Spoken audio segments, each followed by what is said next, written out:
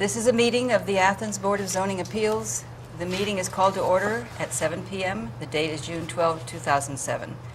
Our board consists of 5 members and 1 alternate. The alternate takes full part in discussions of the board and becomes a voting member in the absence or conflict of interest of a regular member. Present this evening are members from my left, John Golsey, Greg Lavelle, myself, Muriel Frederick, the chair, Betty Hollow, Roger Gruser, and our alternate, Hector Flores. Also present this evening are Administrator Steve Pearson, Paul Eschenbacher, our acting secretary, and Michael Miller from the City Law Director's office. We have 2 cases on the agenda tonight. They're both of them somewhat departures from the usual thing that we spend so much time on. And I'm going to put them in slightly reverse order from the way that they've been stated. We're going to have first case number 0709C for 817 West Union Street, which is zoned R3. Heather Thompson is our appellant. And then secondly, we'll listen to case number 9501V for 94 to 98 Columbus Road, which is zone B3, and AceNet is the appellant. There are let's see. Any person aggrieved by the decision of the board may file an appeal to the Court of Common Pleas. Such petition must be filed within 30 days after the mailing of the board's resolution to the appellant. The board is required by law to take testimony under oath. Anyone wishing to speak, please stand to be sworn.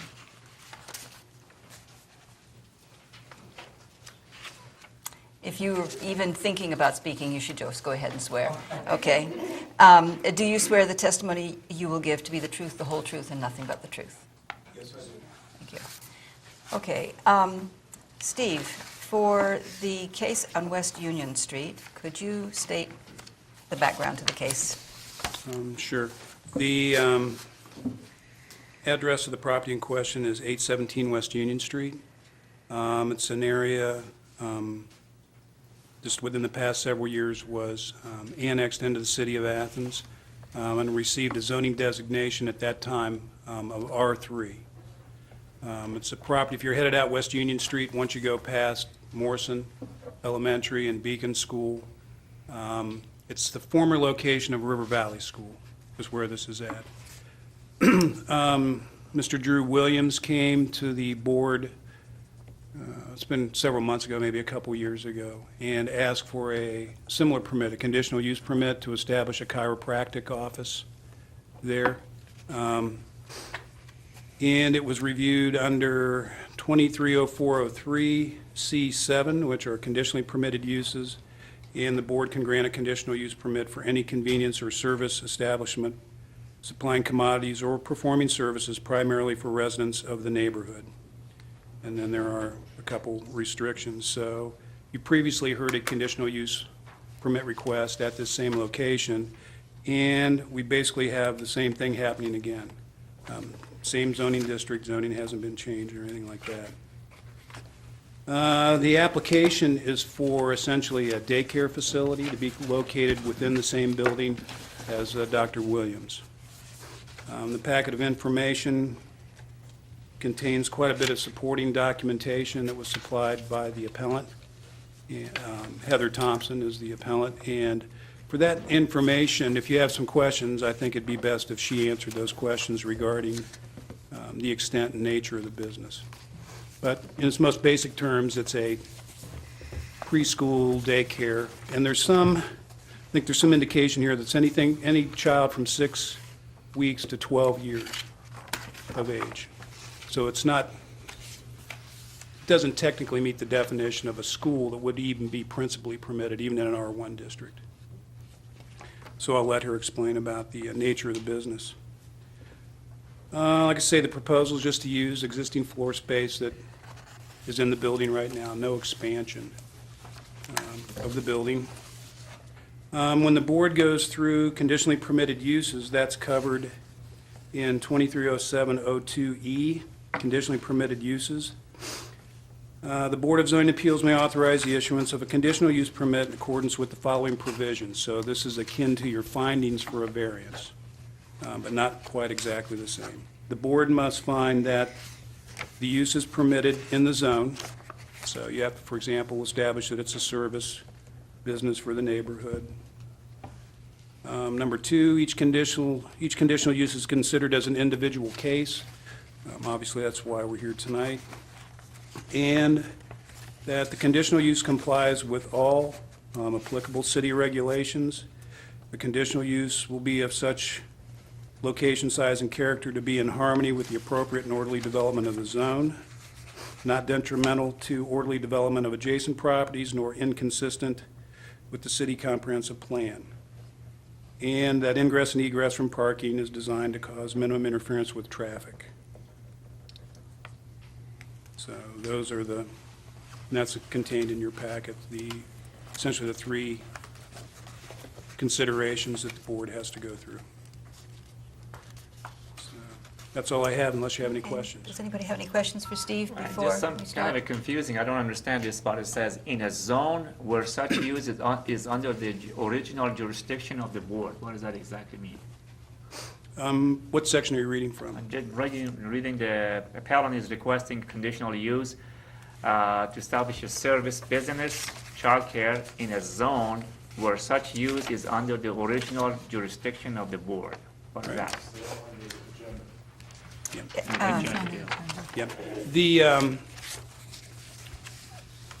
The intro part that the board chair reads before every meeting I lists didn't read the tonight, sorry. duties and responsibilities of the Board of Zoning Appeals. Let me go ahead and read that in, Steve. I should have, and I didn't. The board is empowered to hear and decide applications for conditional use, substitution for nonconforming use, temporary uses, and appeals where it's alleged by the appellant that there's an error in the decision made by the zoning that's what it administrator. means then. So Okay. anyway, it's about this, Yeah. we decide conditional use. Okay. Right, And that's then- listed under a section of the code that's called original jurisdiction of the board. Okay, now I understand. Then there's another section that's called appellate jurisdiction of the board. In other words, when you hear an appeal.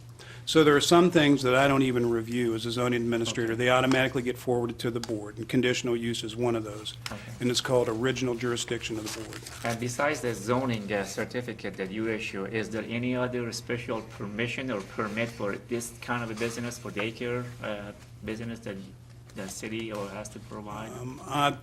I'm not sure Ms. Thompson might be able to answer that question, if there's any responsibility for licensing through the state of Ohio. And then also, if any renovations might be necessary that would require construction permits issued by the state of Ohio, or any occupancy permits issued by the state of Ohio. Okay, thank you. Those would all be necessary prior to occupancy of the building, but that's not under the jurisdiction of the city. It's a state process. And you did reiterate that schools and daycare are permissible as conditional uses in R1, R2, and therefore R3? No, I think what I said was schools for public education are a principally permitted use, or a use permitted by right, even in an R1 single-family zone. Okay. You heard a case, kind of similar to this, where the dance factory wanted to move from Factory Street to the old church on Ohio Avenue. And because there was a presentation that the dance requirements went toward an educational requirement of the state for homeschooled children to meet their physical education requirement, the board said that a permit was not necessary. It was, in effect, a school. It was principally permitted in an R1. So this one's kind of the same, but it's different. There's no, I don't know of any phys ed requirements that are going toward, homeschooled children. But that was the case in the other. But it's going to provide something for children up to age 12? This proposal? Isn't that what you said? Yes. That was it? Okay, that's the 6th grade, 5th grade, 6th grade. That's correct. Yeah. So I guess what you might be getting to is if the board decides that I misinterpreted the code, just as you determined in the Ohio Avenue case, that's fine too. And then I'll know from here on out that daycare, if it's provision for children of public education age, should be considered a principally permitted use and not have to come to the board in any zone. So that's fine too, if you want to make that determination. Okay, any other questions? Okay, Thanks, Steve. Mhm. Let's see, Heather Thompson is going to present. Thank you. Would you state your name and address for the record, please? My name's Heather Thompson. I currently reside at 10 West 4th Street in the Plains. And I am the co-owner of Stages Early Learning Center, which is the child care center that we are proposing for tonight, rented by Dr. Williams at All Star Chiropractic. And the nature of the business is providing child care for infants through school-age children, 6 weeks to 12 years of age. We will have an infant room, toddler room, a full-day preschool, half-day preschool, and then an after-school program, totaling around 76 children. Our current hours of operation that we're looking at is 7:30 a.m. till 5:30 p.m. Most of the time for drop-off in regards to parking and egress from the street would be from 7:30 to 9, so not all children would be arriving at the same time, unlike a school setting. Pick-up and drop-off would be around 7:30 to 9 or 9:30, and then again anywhere from 3:30 to 5:30 in the afternoon, so there wouldn't be a total of 76 cars there at all current times. Parking in regards to the facility, when Dr. Williams came, he talked about the 20 improved parking spots. That has been completed, and we're looking at additional spots within the next 6 months or so. So there's at least 40 parking spots there currently. It was a previous school, and there used to be a previous full-day preschool within that building in the same room that we're doing our preschool facility. The certificate of occupancy right now is at a level B for a business, and Dr. Williams is working with the state right now, switching that to level E, which would allow 2.5-year-olds and under to occupy the space that we're currently in. We would also be applying for a state license through the Ohio Department of Job and Family Services, and then they would have a state inspector that would come down and inspect our facility twice a year. And that's in regards to permits, other than the food license permit through the Athens City Health Department. So you have a preschool program, Correct. and would that be an educational application? Yes, the curriculum So that the then why are we preschoolers here? would be using would be the early learning content standards, which they would need before they would go All to we have to do is kindergarten. declare it's a school. Well, Yeah. I don't know enough about it to know how preschool fits Well, into the Ask state her some system. questions. You ask her the questions you want to ask. Okay, what can you tell us about how your preschool fits into state requirements for children's education? The curriculum that we're using is the early learning content standards from the Ohio Department of Education, and within that curriculum, there's different objectives that the preschool children would be learning, math, science, social studies, literacy, language arts, and we would take themes based on around that curriculum and provide them with activities that they would learn throughout the school year.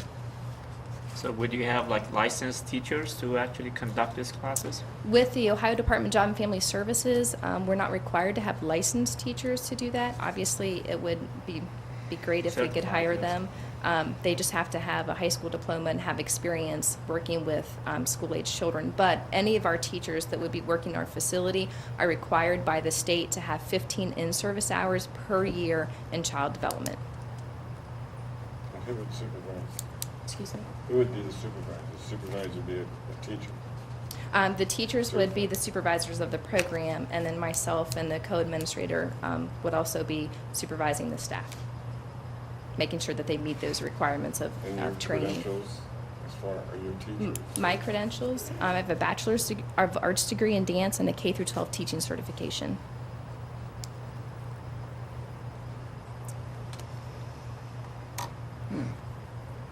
Looks like a school, sounds like a school. Quacks like a school, does it? Okay. A big part of it is daycare, after-school care, Mhm. but also And preschool. this preschool, which is not required by the state, but it is an educational facility and as well as a What daycare. proportion of your clientele is going to be preschool, and what proportion is going to be after school or before school daycare? I think you probably had that in here, but I don't remember. Right now, before we get approval from the state, based on our square footage, because it's 35 square feet per child, the full-day preschool, we will have 24 children, and the half-day preschool will have 12 children. The full-day preschool and the half-day preschool will run the same curriculum up until lunchtime. So that's the early learning content standard. So we'll have 36 children enrolled in the preschool program. Okay. Maybe we need to know if there are other preschool schools in the area and how they're categorized. That sure sounds like a school to me, but it may simply be primarily, it's just, Well, I think the list that she has in here, Yeah, if you saw that it's got list, I don't think various any of things. those schools or preschools or daycare centers, whatever they call themselves, have ever been before the board. no. Right. Well, they haven't. So, But they have a recognized program that's endorsed by the state. I mean, it isn't like we'd be saying that a babysitting service is a school, because it's certainly not a babysitting service. Well, it is partially a babysitting service, but Well, if we you are have allowed 6 to weeks give children, they're conditional not gonna be permits to school. sure, things I that mean, it's might some of fit everything. in, So, that are not necessarily primary. Right, so, we just lump it all under. Or Some. Steve said we can declare it a school, and then we don't even have to give it a conditional permit. Make a yes. motion for Well, that. Excuse me? Uh, rather not do You're going to make a motion that we can declare it a school rather than, I'm not sure we should do that. What's wrong with the condition? take a look at the provisions for it being a, let's see, conditional uses. It's a condition, this would be permitted, and this is a use that would be permitted in the zone. And as long as we can find the case conforms to these requirements, We that, don't really see conditionally permitted uses on the list now. Where do you no. see that? Well, I think it was something that maybe we need to ask Steve to come back up and clarify. But it seems to me that it was somewhere in here. No, I don't even have that. Is- Anything that's permitted in R1 and R2 should be permitted in R3, right? Yes. So we need to get Steve to come back and redefine what's permitted in R1 and R2. That's what we need to do. Okay. Yes, well, Where we just have for R3. good, it's no, old, but yes, Sorry, do. none of the Okay.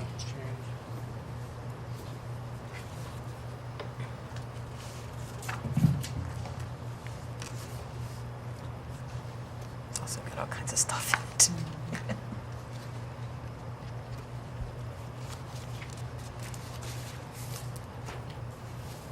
I think we should just- R1 zone, single-family residential is the most restrictive zoning district. And for each of the zoning districts, the code lists uses that are permitted. Right. 230401, R1, one-family residential zones, allows as principally permitted uses or uses permitted by right. The section is called institutional and cultural. Institutional and cultural. Churches and other places of worship and Sunday school buildings. Schools and colleges for academic instruction. And then there's some distance separation requirements. Public libraries, public museums, public art galleries, and similar public cultural uses, and cemeteries. So that's the section that's under institutional and cultural. And can you tell us what a conditional permitted use is in an R1? In an R1, conditionally permitted uses, I don't believe there are any. Let me go back here and look. So you're saying that academic instructions would be defined as a school, is that correct? Yeah, But academic instruction is not what this place is providing. It isn't? It's Academic. Partially. it partially Well, is. It's, yeah. You need to define that exactly what academic education is. academic instruction is. There are 3 conditionally permitted uses in an R1.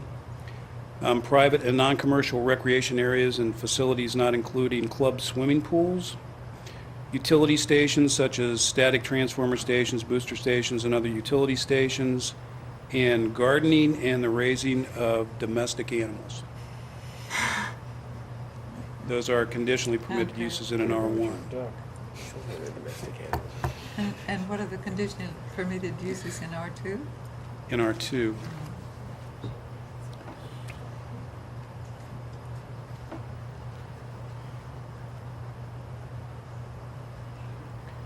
conditionally permitted uses are any conditionally permitted use as regulated in the R1 zone except for 230401C3, which is gardening and raising of domestic animals. So you can do that in an R2 without a conditional use permit, but you can't do it in an R1.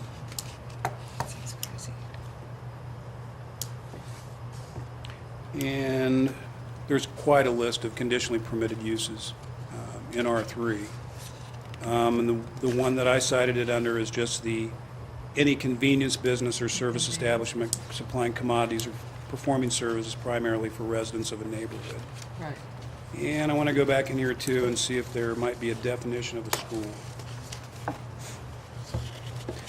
But in my opinion, it didn't fall under it's not public, it's not cultural, and it's not institutional. So that's why I thought it more a conditional use rather than one that would be principally Right. permitted.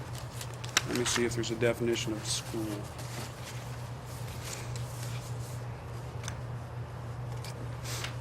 Okay, so let's get any convenience, business, or service establishment.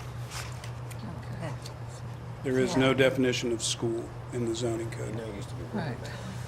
Yeah.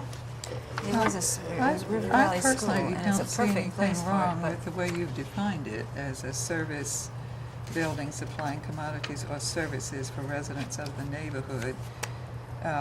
And certainly there would be people out of the neighborhood, but we could consider for the neighborhood of Athens, that it would be providing a service which includes educational instruction for very small children in addition to child care for those children as well as those of other ages.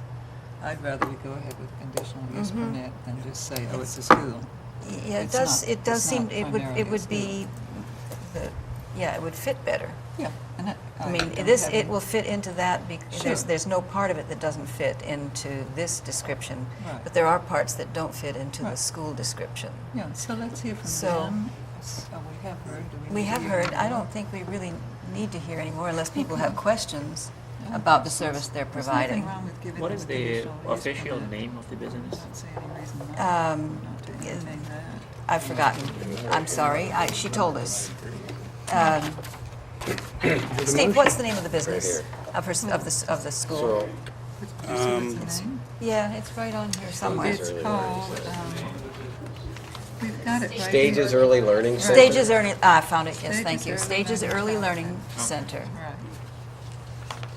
If I could make one more comment, I think you've identified what was my initial concern about saying that it was a school and permitted by right in any zone.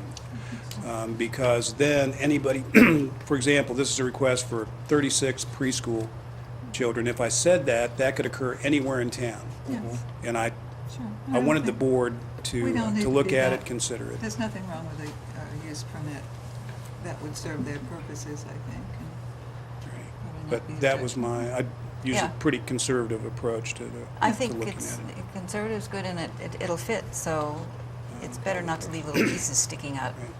I had done this fairly conservative review also for, like I mentioned, Factory Street Dance Studio on Ohio Avenue, and also a request for what ended up being a home occupation over on Morris Avenue, where somebody wanted to have 5 or 6 kids in a preschool setting. In that case, I took it first to the board, at that time, for a use variance, you had to have a recommendation from the Planning Commission first. And at the Planning Commission level, the Planning Commission determined that it was a home occupation. And so the board never did hear that case. So, Okay. but I've Well, been this one definitely cautious is not on a all home of these kinds of occupation. things, especially as they might impact R1 zones. it looks like we can probably proceed then. And all we have to consider then in doing a Don't conditional... even have to go through the findings, see? No, we need to... We need to consider these. consider separate things. the three standards of whether or not the use complies with applicable city regulations, whether the use will be of such size, location, and character it will be in harmony with the appropriate and orderly development of the zone. It seems pretty straightforward to me. It's a school set up to be a school, and it's in a school. It's even got, when you come right up to it, you're within the sits in the school school zone. So zone it's with within the the light school there, zone with all the speed light and slowing people limit down is still there, the and sign's everything. still I'm there. gonna take this one. Yeah, Right. yeah. Okay, so we, And then ingress and egress from the parking area is designed to cause minimum interference with traffic, and it seemed when I went out there that was so. I don't know if anybody else got a chance to get out there, but it looked, it's been a school, so it's Right. been filling all of these requirements already. exactly. So, anyway, does anybody want to make a Yes, further I'm gonna- discussion or a motion? I'm or going to make a motion. Okay. I move that we grant a conditional use permit to the property at 817 West Union Street for the purpose of conducting a preschool program and various kinds of childcare to Stages Early Learning Childcare in an R3 zone where such use is under our jurisdiction and where we find that such a use would comply with 230403, Section 7. 403C? 7. 24, oh, it is, yeah, Yeah. okay, 230403C7. Yeah. Anybody want to second that? I'll second it. Is there any further discussion? Or are we prepared to take a vote?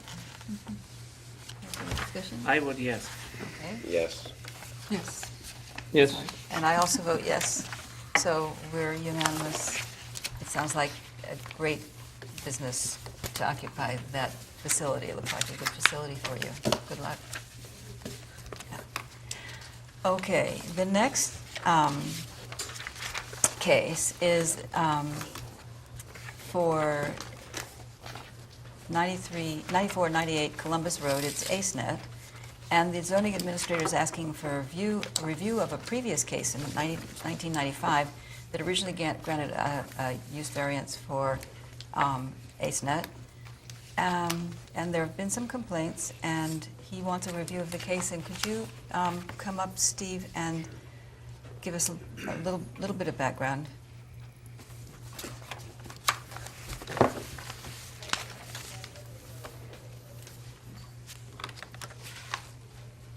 What I'm looking for is included in the packet of information that I provided to you. And, okay, here's the first document is a memo from the Athens City Planning Commission to the Chair of the Board of Zoning Appeals. It's dated February 10th, 1995. And the Planning Commission recommended a use variance for AceNet.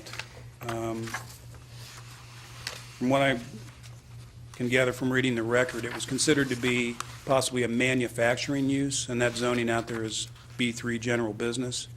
So before a use permit variance can be granted, the Planning Commission has to weigh in and send something to the Board of Zoning Appeals. In that resolution, it mentioned several things that they had concern about, including the potential need for filtering systems on range hoods to control odor and emissions.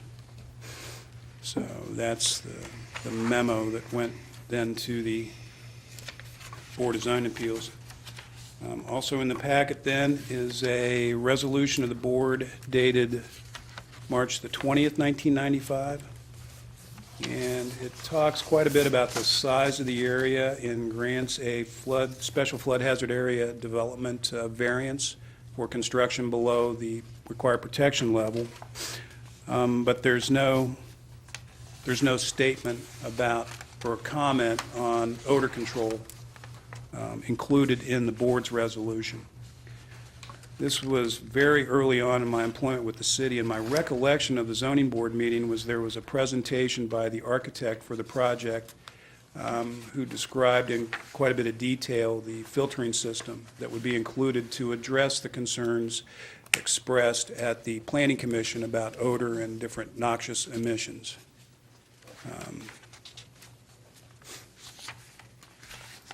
Let's see.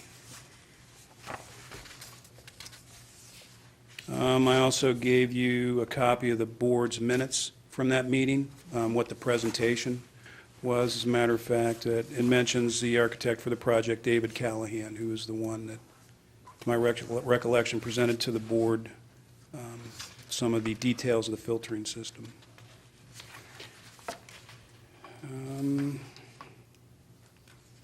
There seemed to be a lot of talk about the flood hazard, but not so much about There's use.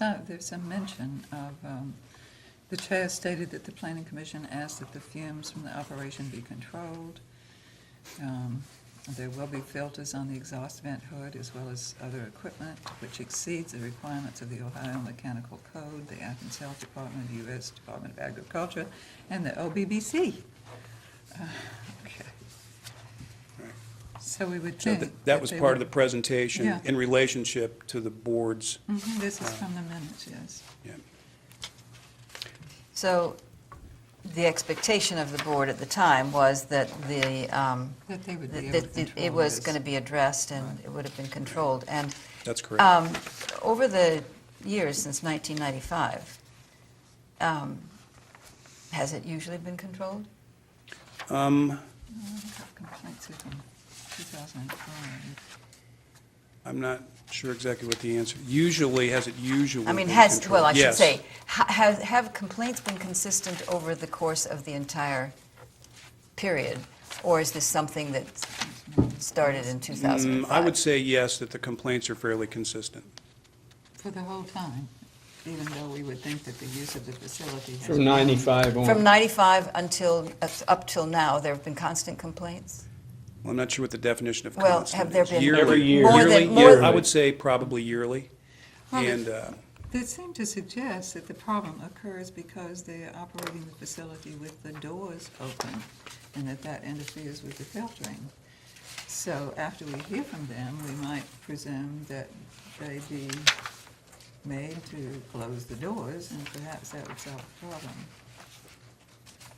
Let's see what they do. but it has, okay, so it's been more than one complaint, in yes, other words? there has been more than one. Okay. What I gave you was just an example Yeah, okay, of, that's what, this is just one example of several that we have at the office. Whenever we receive complaints, we take down the name of the complainant, their phone number, and what, this is just an example of one of the complaints. And then an officer, in this case, Officer Zulik went out and investigated, and he attached what he found there. And then you also have a copy of a letter that I wrote to ACENet related to this same complaint. So the code office fairly regularly has to go out and address a complaint regarding odor. I didn't know quite sure how to address this, so I worked with the law director's office to see how could this be brought back to the board, because it just seems to be a reoccurring problem. So you Okay. may receive some testimony tonight about how recurring it is from an adjoining property owner to make a determination if it's a consistent problem. if it turns out that it is a consistent problem, what is it in our power to do about it?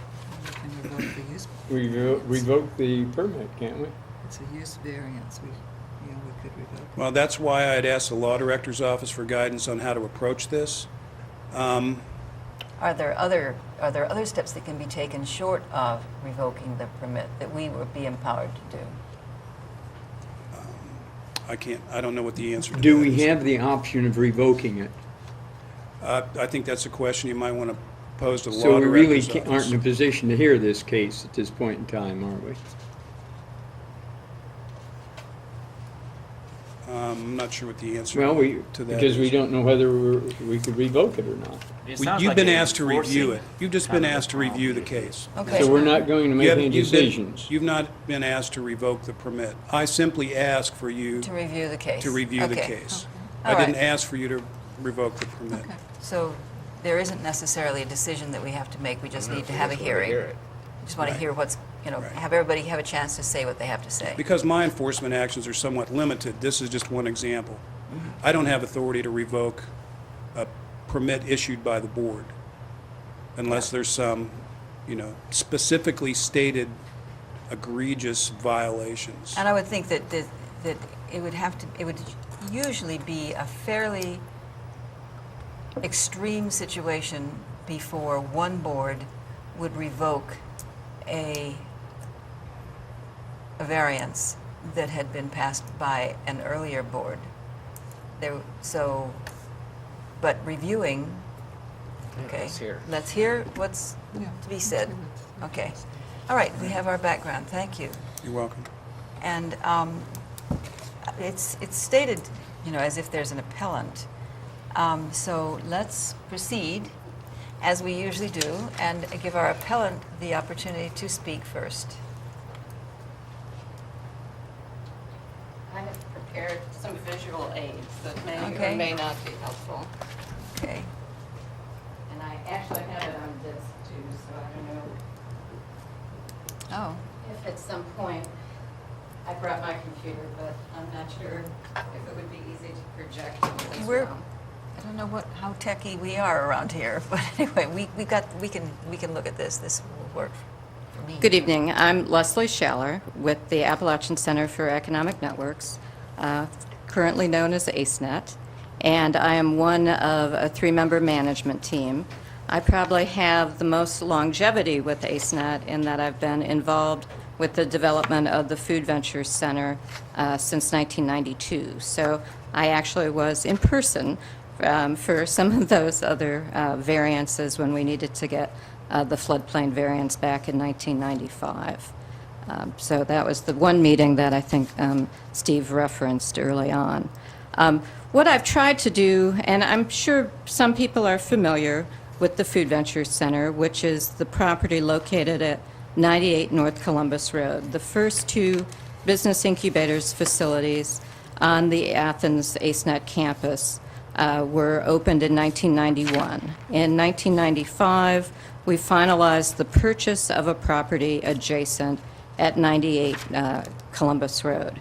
And that has been the property that we have developed the commercial kitchen in, or as we refer to it, the Food Ventures Center.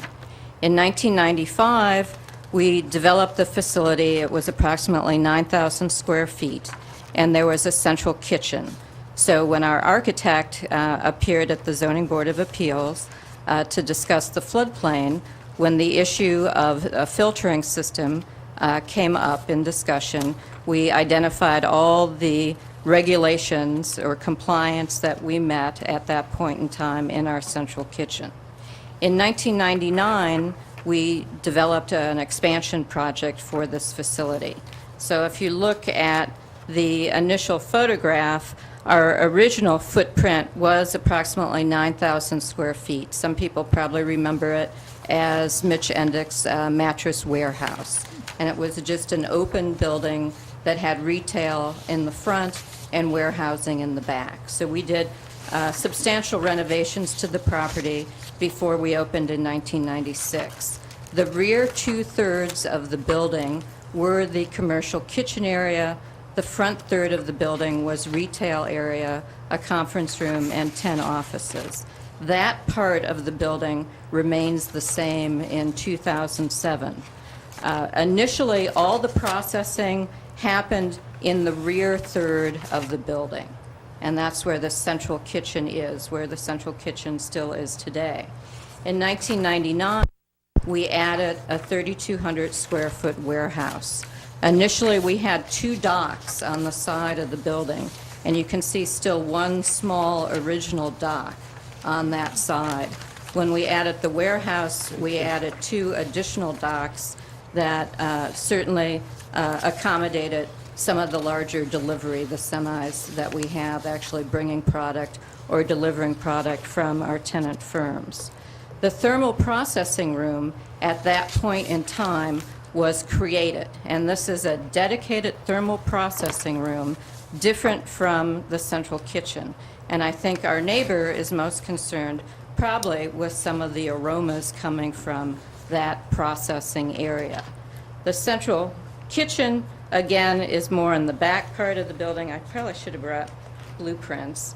And the thermal processing room and the packaging room are now in the middle third of the building. So if you look at this small dock door, behind that door, there's an open space, then there's interior double doors, and that's where our dedicated thermal processing room is in. That was retrofitted in 1999. We've added a central exhaust system at that point when we opened that room for business, approximately late 99, early 2000. And then in response to some of the concerns, we've added additional exhaust and what we would hope odor control. And if you continue to flip, you can see in the thermal processing room, here's the exhaust system we added in 99 and 2000. There's a vent system. We added an ozone generator that is a piece of equipment that looks like that. And what that does is it hopefully conditions the air so that when the air is filtered through the exhaust system, it neutralizes any of the odors that are produced in the thermal processing room. And that is on at all times, whether the room is in operation or not. Does it work? Well, Apparently not. obviously, not everyone believes that it does. I think, Well, if there's again, odors, it doesn't work. the problem is, at times, the human error is that this dock door will be left open. And then that causes that machinery to be dysfunctional. And the air, instead of being pulled into the thermal processing room through the exhaust system, through the ozone equipment, filters out into the central Is parking there any lot. reason why those doors aren't kept closed?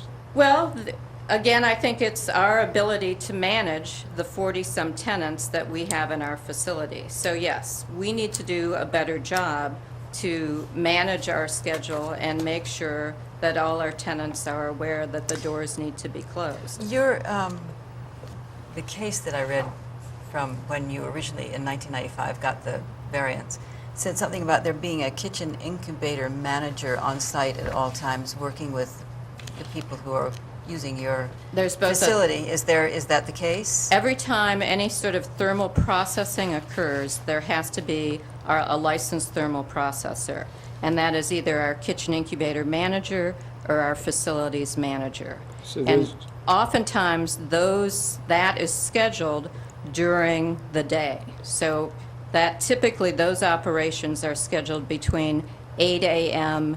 and 6 p.m. If there's a scheduling on the weekend, one of those individuals has to be available on a Saturday or Sunday for that production schedule as well. And this person then should be responsible for seeing to it that the bay door is closed. Yes, that is true. Oftentimes, what is happening, particularly during the weekdays, and I would say Saturday mornings are certainly a problematic period, is we have many tenants coming in and out of the warehouse doing deliveries. Saturday morning is particularly problematic because we have many tenants going to the farmer's market and then coming back from the You farmer's can't market. isolate the warehouse from the, Well, I think the problem is actually this area. I don't think, and again, we'd have to hear more feedback from our neighbors, but I think it's this door being open for Is that deliveries Crumb's is Bakery more there? problematic. Crumb's Bakery is in operation, is one of our larger that's anchor tenants. their door. They typically many tenants use this door as well as the 2 dock doors. So yes, we have policies and procedures in place, but I'm afraid that those policies and procedures, human error does occur. You have so many people who would have to be controlled to make it work. Is there any way to set up your facility so that your human component would be less likely to bollocks the whole thing up all the Separate that time? warehouse from the, What we need to do, I think, is separate the thermal processing room in the such a work. way. We have recently had staff in from the Athens Fire Department to look at another ventilation system that we could use to see if we can pull more air out of that room. We also have looked into the possibility of adding an additional hood system in the thermal processing room as well to be able to pull the air out. I think when we're successfully pulling the air out through the exhaust system and having it neutralized by the filtration system, the ozone filtration system, that is occurring. We haven't heard any complaints from our neighbors on the reuse side, for instance, of Columbus Road. What it seems to me we need is a mechanism that refuses to allow the processing machines to operate if the door is open. How do you do that? That I'm not Like sure. your car, you can't, they have You can't on-site do- supervisors. That's the way they keep it from well, happening. but it should be mechanized so that Get the 'em to thing do their just doesn't job. come on. So it, yeah. Are So the bay doors electrically operated or manually open? No, they're manual. That bay door is manually operated, as well as the two dock doors in the warehouse. Leslie, you're saying this door is manually operated? Yes, Yes. they're all manually And operated. this door is manual operated? Yes, the door that, the Regular walk-in the door. entry door. And you're saying one of these two doors seems to be, in your opinion, the cause of the problem? Well, I think when fumes drift across the parking lot, I think typically, I know when the code office was out, they saw the dock door open. So the last, one Okay. of the last, Why can't there be an automatic door closer on that? Or can't there be something that only, that people don't get to walk through it unless they're conscious of what they're doing? Like, they have to buzz to be allowed in, so that they have, And then the then- door closes automatically.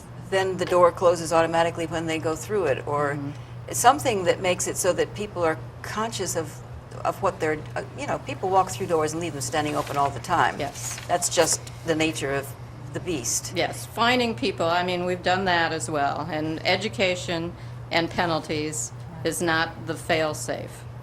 So they have to separate it. I think what we need to do, though, is talk to the fire department in terms of the fire safety issues, too. Right. And that's one of the initial conversations we've had just in the last week. If your processor, first off,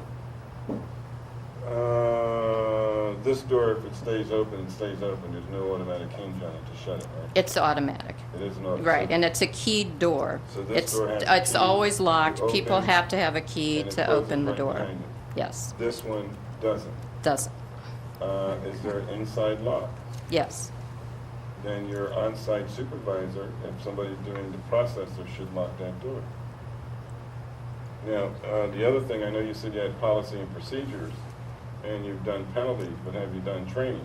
yes, extensive training. And people just still taking advantage of it. I think what happens is, especially when people are doing deliveries through that dock door, and again, this is my assumption, that this is, I think, where the misuse occurs most frequently. Because oftentimes, if I see that door open, I'm always closing that door. If our kitchen manager or facilities manager sees that door open, we close the door. So may I And you suggest can't two have things? deliveries while the Maybe an automatic door closer, Right. number one. Number two is if you're using the process room, then your on-site supervisor should lock that door and have the only key. The other thing I might I think if throw we out have is, panic bars inside. Yes. The other thing I might suggest would be, in Athens, there are certain time limits when you're parking because it's set aside for deliveries. And maybe organize deliveries. and deliver when there's not the processor. And that might be tough to organize, but The problem right now is we probably have about 40 businesses doing thermal I didn't processing. say it was gonna be easy. Oh, I know. And the challenge for us is, I think what we're trying to do is retrain everyone to use the two warehouse doors as opposed to that original dock door, because it's that dock door that's right across from the processing room. Well, a locked door would train them real quick. I think so, too. If they can't get through it, they'll go someplace else. Is there any of those processes actually has a good odors that people can benefit from? Well, I think I the like complaints cooking that onions, we feel actually. that we're receiving is probably Might be a when bit much. onions are sautéed and garlic is sautéed.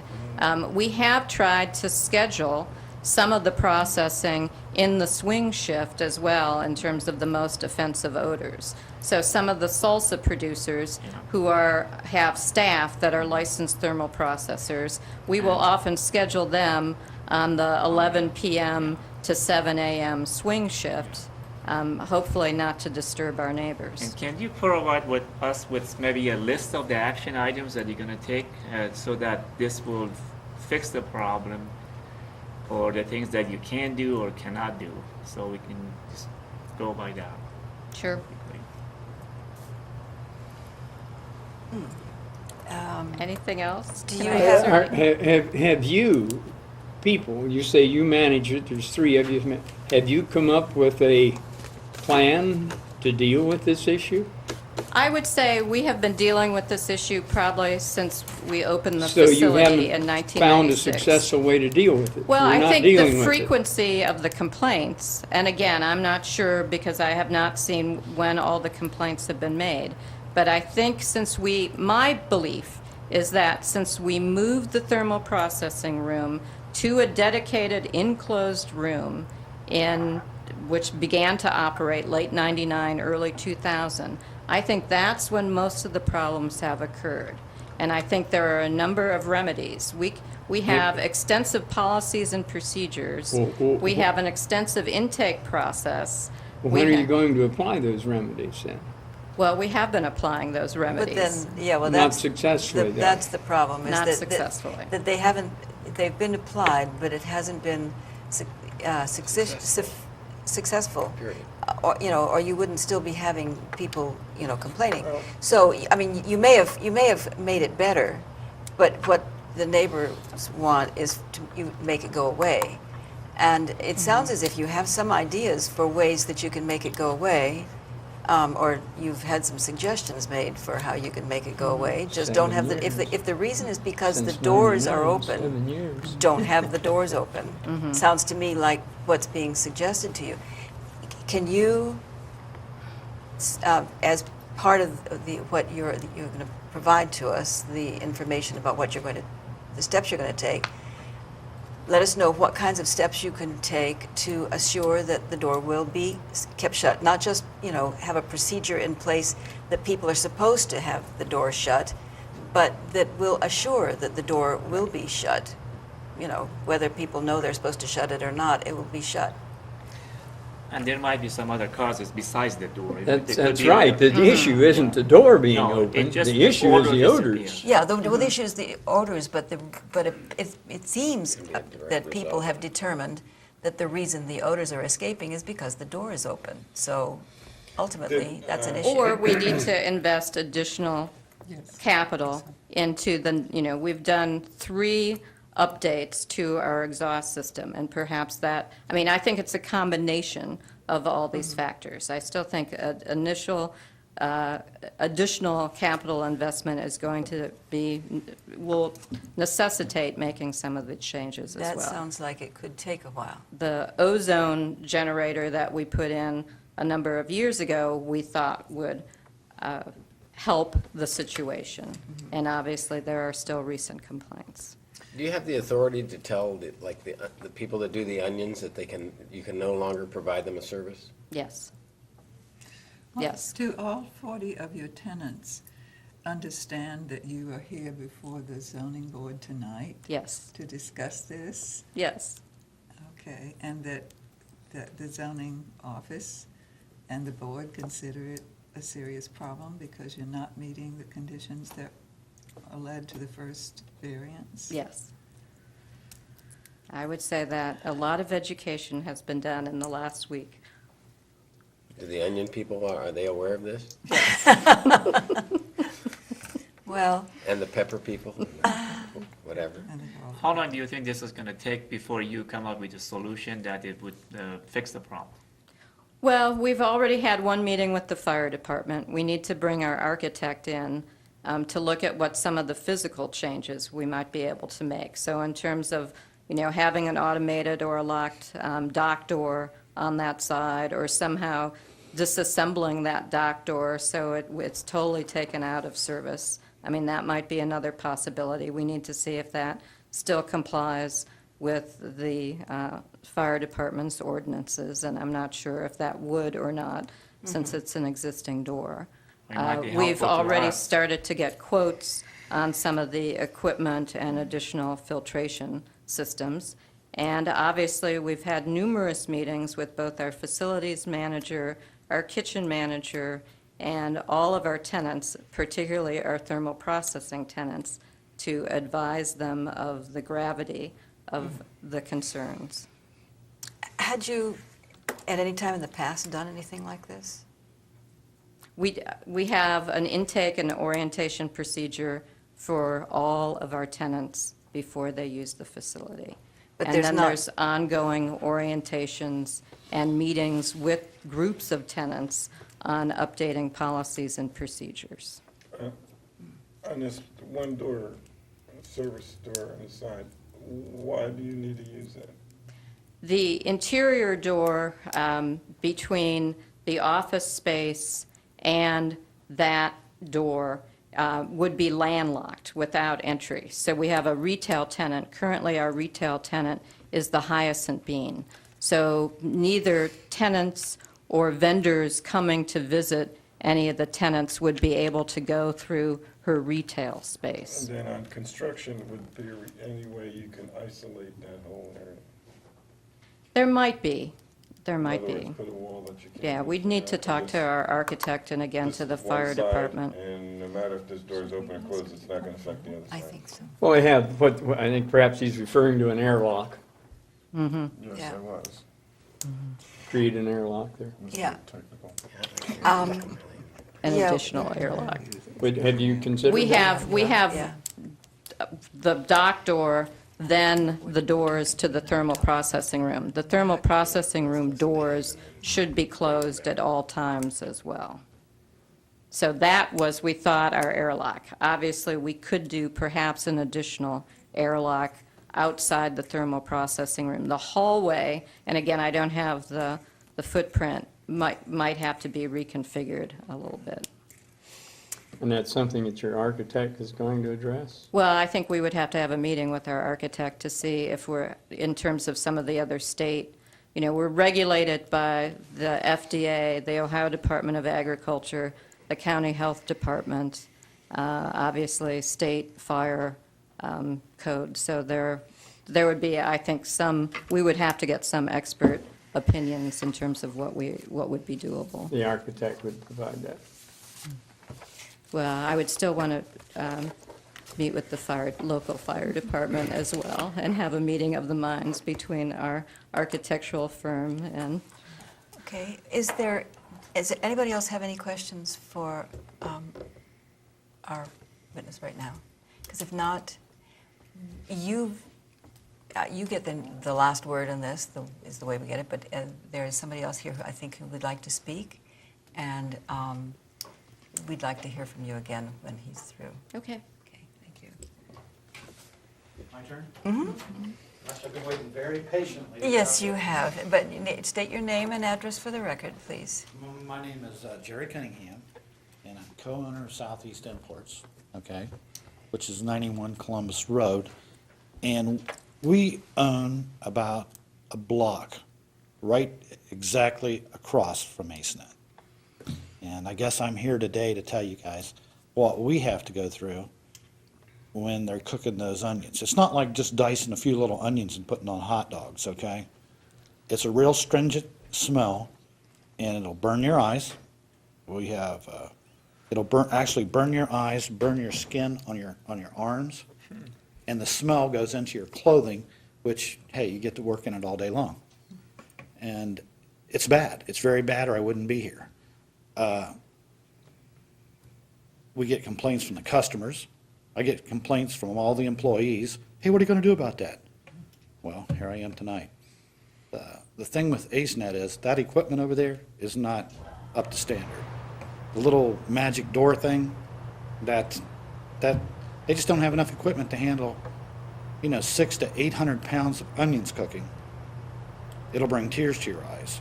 And the wind, of course, is always blowing our way. For some reason, I guess we're just lucky. But, it's bad for our customers, it's bad for our employees, and that little door thing, I just can't believe that one little door being open can, generate that type of, that equipment's just not working correctly over there. Would you say that there are times when you don't notice a problem, or do you find that you notice a problem every single day? Oh, Or when gee. do you notice it? You can definitely tell when they're cooking onions.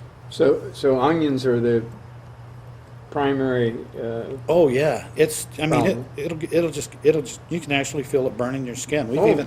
We've even had people from the code office come down and say, hey, we know what you're talking about, because, tears are rolling out of their eyes. And it's not from just the door being open over there. That equipment is just not, it just can't handle what they're doing there. Is this a And that's- weekly, monthly, bi-monthly, Gee, I really don't know. I mean, it's ballpark guesstimate? And how long has probably, it been? once or maybe twice a month they do that, where they have the salsa and the onions and they cook it up. so if they could deal with the onion odors, that'd probably take care of the issues that you have with them? Oh, yeah. If it were something that were not happening during your business day, would that make a difference? Well, see, we mentioned that to them once before, but that kind of just went out the wayside. We said, hey, if you can do it like, from 9 o'clock at night till maybe Well, 1 or 2 in the morning, I that would, understand they have a shift that goes from 11 to 7, which would be all night. I don't know, still been happening in the day, or else we wouldn't be complaining Then about it. apparently no one cares then if they don't try to reschedule an obnoxious situation. It's a bad situation. I think we've had 4 or 5 complaints, because we're directly right across the street from it. We get as the wind blows, we get it all right on us. So if it only took place at night, And actually, that stuff will even go in our buildings. The smell will actually go in our buildings. That's how stringent it is. if it took place in the evening, do you feel that it would be all dissipated by morning? Would be gone, or? I don't, depends on what kind of hours they did, like 9 o'clock at night from, I don't know how long 1 or that 2. process takes. but- I don't know either. But I don't you- know. but- I know they but- have more than a problem than just that door. But there. you did ask for it to happen at night. That was a We already solution did you that. thought might work. We already did that. And at night, see, the doors wouldn't be open either, would be activity. Would be interesting Yeah. to It's know like that a if it, win-win thing, a situation. Yeah. I think AceNet would like you to believe that it's just the doors, but I believe they don't have the equipment to filter that out. well, I'd like for an experiment to be, I ran all those onions between the hours of 9 in the evening and 7 in the morning, and then came over to you when you opened your business and say, how do you feel about this morning's air? I don't know if it would dissipate that quickly. Well, I know, and that's what I would want to know. I would come to you and say, we just did all those onions tonight. How do you feel the air is today? And if you think, this is fine, this is agreeable to me, then we would know, and we could tell them, you either tell those vendors to do that kind of process in the evening only, or they're gone. We suggested that earlier. They just kind of blew us off on that, But so that's Well- a suggestion that you felt you could live with. Was that a That sounds suggestion good. verbally, or did you write a memo or a letter or a note? Well, we suggested it to the people from the code office, and they kind of relayed it over to AceNet. Okay. Okay, so it's Does been a it verbal. make any difference if we recommended it? Oh, yeah. I don't know. One thing. But I do know that they need their equipment upgraded, or else we would, that one little door is not going to solve the problem. I can guarantee you that. So- Those things are not, it's just not equipped to handle that much. You get 600 to 800 gallons of those onions cooking, it's terrible. You just have to be there, I guess, to enjoy it, you know what I mean? You said something about it permeates your office. Oh, it would. Oh, yeah, it comes, as the customers come in and out of the buildings, of course, it just brings the smell right on in. Not a Okay, good smell, but then not a if you're- good smell early in the morning, you But it know? sounds like if your Does doors that weren't, stay in your office, or do you gotta Oh, eventually it goes away. extra clean, or what do you mean eventually goes away? Well, it just kind of just evaporates away after a while, you know? but then it sounds as if your doors weren't being open and closed with customers coming and going. If it sounds like nighttime is as you say, a win-win, because customers are not coming and going, so there's, you know, the doors are not opening in your building to allow the odors to get in, and there aren't people there to be bothered. It sounds like your suggestion originally of nighttime, it sounds like it could work for you. That'd sure be a cheap way to deal with it, rather than buy a bunch of new equipment and maybe not have it work either. Is Yeah, there any if it could be possibility that enforced. you would have a night operation at your place, or you want to open the business at night sometime? We usually close about 7 o'clock, so after 7 o'clock, it really wouldn't matter, you know, they could start at 8 o'clock, as far as that goes. But I do think they need to upgrade the equipment anyway. It sounds like they're looking into that, but it seems to me that that would take a long time, and changing the hours of operation could fix your problem right away rather than waiting. At least So, minimize it. yeah. Okay. Let's get back to All right, Emily. thank you. Does anybody have any further questions for, no, okay. You get to have the final say in our order of procedure, if you'd like to come up.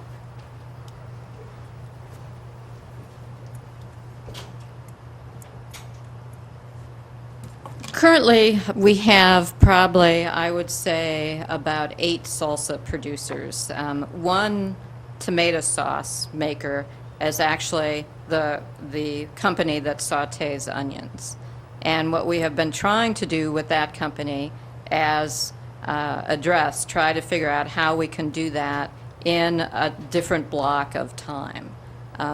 In terms of our production, I think we can make some accommodations in terms of scheduling, but I think we will have some thermal processing occurring during daylight hours Why? from that 9, because of the number of businesses, tenant businesses that are doing manufacturing. They're all Relays. doing onions?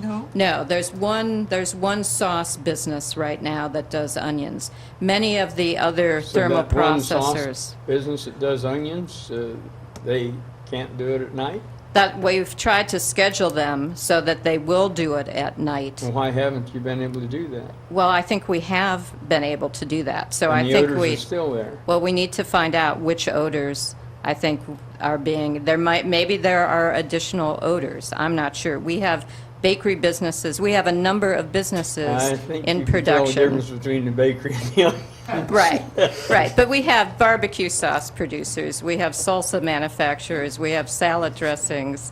You know, we have a number of different, what we call thermally processed products. But we all know how onions affect our eyes when we're peeling and all. The tomatoes and other things like that, they're not. Write it down. Mm-hmm. Ask him to write it down. So we'll continue to work on the schedule, but I think we're going to continue to investigate the filtration system. Currently, our filtration system is maintained on a quarterly basis. So our contractor who has installed the equipment also does a quarterly maintenance schedule. So I think we need to look into that as well. When was your last quarterly maintenance schedule completed?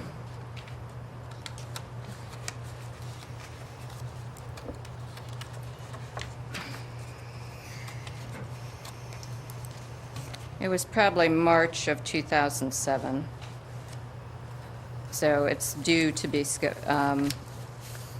scheduled again.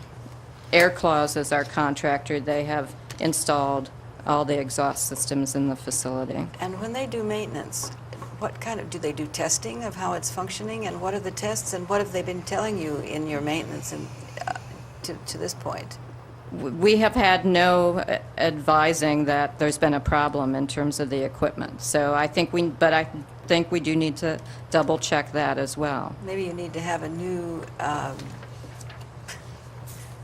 company come and check it out too.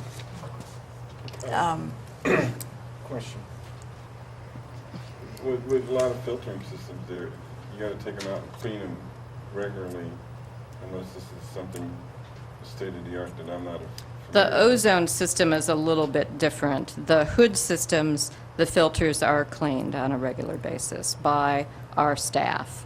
The maintenance in terms of fire suppression and the exhaust hoods and the quarterly maintenances on the equipment that does the ozone generation, which is, again, theoretically there to neutralize the odors in the thermal processing room. And their maintenance and clean regularly, and the hood is regularly, Okay. is that each The before each exhaust shift? hoods are typically cleaned on a weekly basis. Weekly basis? We have another question And here. their filters are charcoal, or are they? The hoods in the central kitchen are a food service hood system. So I'm probably not the best maintenance person to describe this, And but they're only cleaned once a week? the hood systems are traditionally cleaned once a week. Leslie, on a day, have you or any of the supervisory people ever walked across the street to your neighbors and stood over at Southeast Imports? I and- think our and facilities experienced- manager and Experienced this, to say, this is unacceptable. We can't have this happen. I have not done that. I am not sure, but I know our kitchen manager and our facilities manager have done that. Well, it seems that you all are aware of the problem, and I hope that you understand that you now have government agencies breathing down your necks. Yes. And this is an important business to the Athens community, and all of those people who are working there and producing products are important to us all. But they can't be air polluters in the sense that they're damaging someone else's business. So I think rather than our trying to tell you you need charcoal or air or ozone or whatever, we don't know exactly what you need, but I want you and your tenants together to figure out a solution to the problem, and whatever that is, to come back and reassure us that you have in fact solved the problem to the satisfaction of your neighbors. And I don't know what the time frame for doing that would be, what time do you need to meet the architect and the fire department and new equipment handlers and door movers and going across the street with the onion people to experience the problem. But I think it needs to be a reasonable time frame that you could come back and assure us that this problem has been solved in whatever way you need to solve it. And that is our intention. Okay, so Well, what would be a but, reasonable so timeframe? what would you give us what would you think would be reasonable, as you say? Well, we've already met with the fire department. I think we'll need to have additional meetings with the fire chief and with our When? architect. 6 months, 3 months, a I year? would say 3 months in terms of identifying what the problems are, So we'll have a new installing hearing in 3 some. months? That would be fine. Okay. I don't know if all the equipment will be purchased and installed within 3 months, but I perhaps think you we will can know what identify. kind of equipment you're going to get Exactly. Right, and when it and- will be installed. Yes. And not just the equipment, though, you may be able to find other scheduling ways to address the problem in the meantime. However you can address it is going to be wonderful. Yes, Yeah. thank you. Yeah. We will continue to try. Now, meanwhile, if you could maybe do your cooking at night or during the hours. And, Right. Yeah. Yeah. All this. Yes. Believe me, before I came to this meeting this evening, the one producer who does saute onions, we had a long heart-to-heart before I came, so. What about the people who are actually chopping the onions and are in there? Are they The onions having come, problems? the onions come chopped. So the onions, many of our food producers buy products through wholesale distributors where things are already diced. So if you're a salsa producer, you might already have peppers and onions diced. You put them in the 60-gallon canning kettle and you stir your mix up.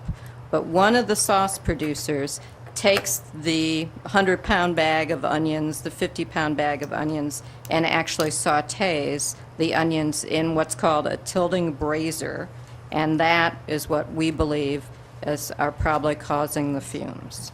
Okay, and that you've already investigated the possibility of scheduling at a time that's not during the normal business day so that your neighbors will be not Accommodated, impacted by the yes. odors. Okay, and how soon could you schedule that change? That can happen relatively quickly, When's probably relatively within the quickly? next 2 weeks in terms of our schedule. Would it be reasonable for you to write Mr. Pearson, assuring him that that has happened? Would that be a reasonable thing for you to expect? Yes, we can do that. If you want updates, Yes, so you're going to say, yes, come we back want to the board in updates. 3 months. Yeah. Right. And mail any updated information provide it to the code enforcement office. Yes.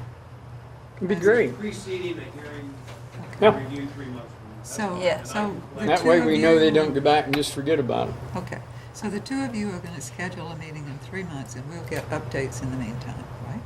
Okay, super. Are we done with that? I think, Mr. Cunningham, did you have something you needed to say? Well, no, I was just listening. But, I hope they can resolve this thing quick.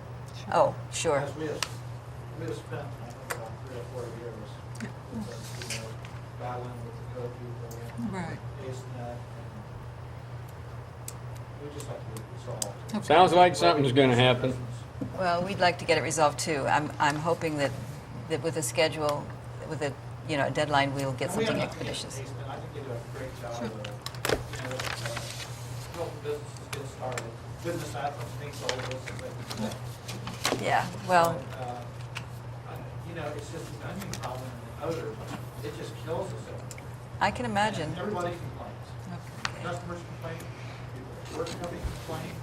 Now I just get tired of hearing all this. We Okay, would well, assume that we're they going would to, solve the problem. I think they're going to solve it. We expect to hear of how they've gone about solving it in about 3 months. So, anything else, Steve? I don't recall. So there's not a requirement that there be a reappearance before a board. Oh, I Oh, yes. think it should In be. 3 months. 3 You're months, asking yeah. A reappearance. And Well, I Yeah. thought I just heard, 3 months. that No, the code office and No, AceNet no. work. We want it, No. they'll update They're you. going work to out- keep you updated, you like work you out an suggested. appointment time for them to come back We want them to back us. in So 3 months. tentatively, and 3 months from weekly tonight, Right. AceNet is required to reappear That's before the right. board. That's right. Review Yes. And I can periodically provide you Yes. with update information as it becomes available and submitted to me Wonderful. by AceNet representatives. That's terrific. Yep, Thanks. So that's September 2007. right.